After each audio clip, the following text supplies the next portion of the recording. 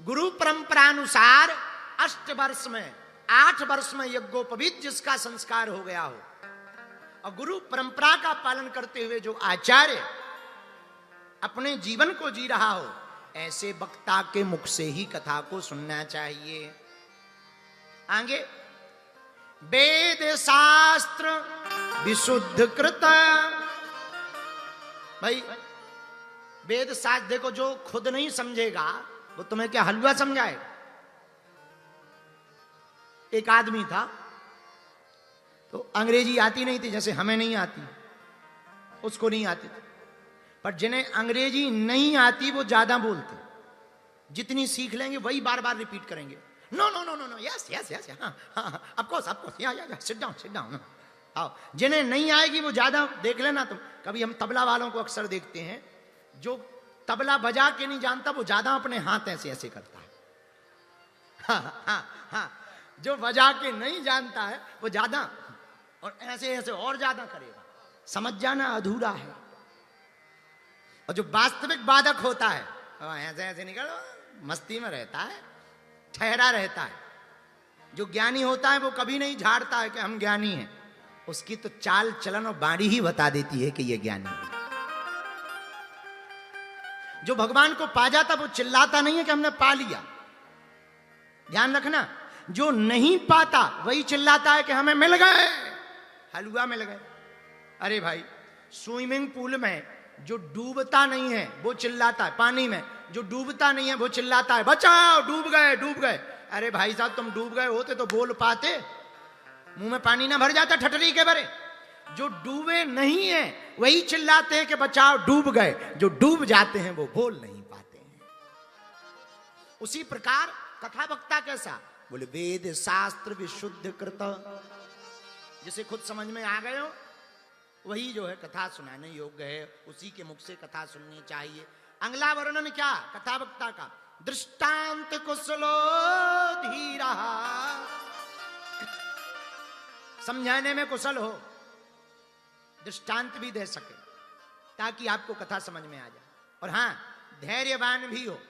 बुरा न मानना, हमेशा बोलना नहीं चाह रहे, किसी का अपमान करना हमारा सिद्धांत नहीं है, परंतु निवेदन करना चाह रहे।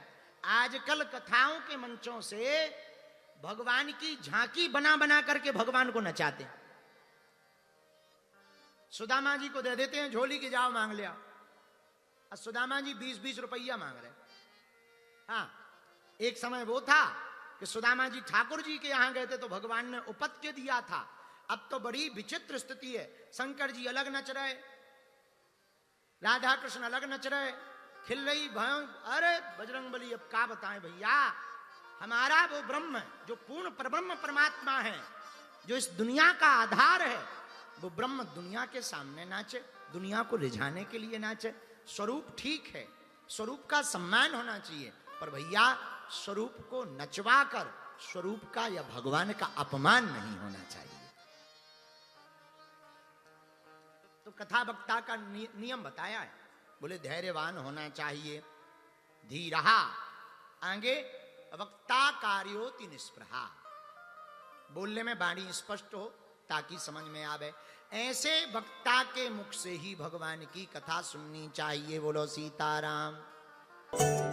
बालाजी महाराज के कृपा पात्र बागेश्वर धाम पीठाधीश्वर परम पूज्य धीरेन्द्र कृष्ण शास्त्री जी महाराज का पावन संकल्प, मध्य प्रदेश में छतरपुर के ग्राम गढ़ा में बनेगा विश्व स्तरीय कैंसर अस्पताल एवं रिसर्च सेंटर, जिसकी आधारशिला देश के यशस्वी प्रधानमंत्री नरेंद्र मोदी जी के कर कमलों से रखी जा चुकी है। 200 करोड़ रुपए की लागत वाले 100 बेड के इस अस्पताल में गरीबों का होगा मुफ्त इलाज। ये बहुत बड़ा अवसर है, बहुत बड़ा काम है। संकल्प बड़ा हो, संतों के आशीर्वाद हो, प्रभु की कृपा हो, तो समय सीमा में सब पूर्ण होता है। हमारे प्रियजनों, बागेश्वर धाम पूरे भारत के लोगों, अभी तक अस्पतालों में मंदिर थे, अब मंदिर में अस्पताल होगा। कैंसर हॉस्पिटल निर्माण हेतु सहयोग देकर पुण्य के भागी बने। अकाउंट नेम श्री बागेश्वर जन सेवा समिति, bank name HDFC bank, account number 999108108108, IFSC code HDFC 0000088।